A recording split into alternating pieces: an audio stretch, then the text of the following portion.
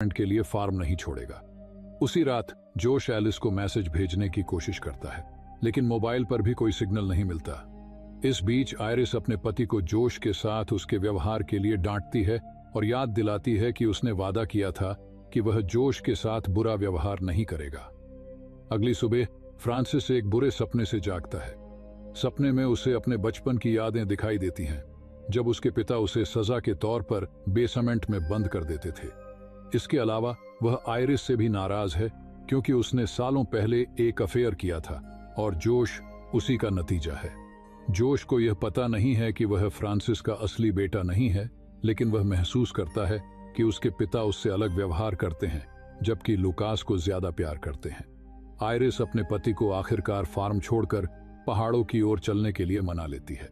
रास्ते में जोश बताता है कि उसके अंकल डिएगो ने भी उसकी मां से पहाड़ों की ओर जाने को कहा था। यह सुनकर फ्रांसिस गुस्से में आ जाता है। थोड़ी देर बाद वे एक पुल पर पहुंचते हैं और एक बाढ़ पाते हैं। अंधेरा होने लगा था तो फ्रांसिस वापस लौटने का सुझाव देता है, लेकिन आयरिस वैन से उतरकर बाढ़ काटने लगती है। तभी एक ज़ॉम्बी सोल्जर अचानक उसके सामने आ जाता है। फ्रांसिस तुरंत वैन से उतरता है और आयरिस उसकी ओर दौड़ती है। फ्रांसिस उसे झुकने का आदेश देता है और ज़ॉम्बी को गोली मार देता है। जल्द ही एक और ज़ॉम्बी सामने आता है, जिसे वह मार गिराता है, लेकिन गोलीबारी की आवाज सुनकर और ज़ॉम्बी वहां इकट्ठा हो जाते हैं। वे वैन पर हमला करने की कोशिश करते हैं। अपने बच्चों को खतरे में देख फ्रांसिस ज़ॉम्बियों का ध्यान भटकाने के लिए गोलियां चलाता है।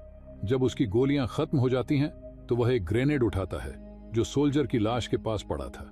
फ्रांसिस ग्रेनेड फेंकता है और एक झटके में सभी ज़ॉम्बियों का सफाया कर देता है। इसके बाद वह अपने परिवार से मिलता है और वे सब फार्म लौट जाते हैं। उन्हें एहसास होता है कि बाहरी दुनिया बहुत खतरनाक है।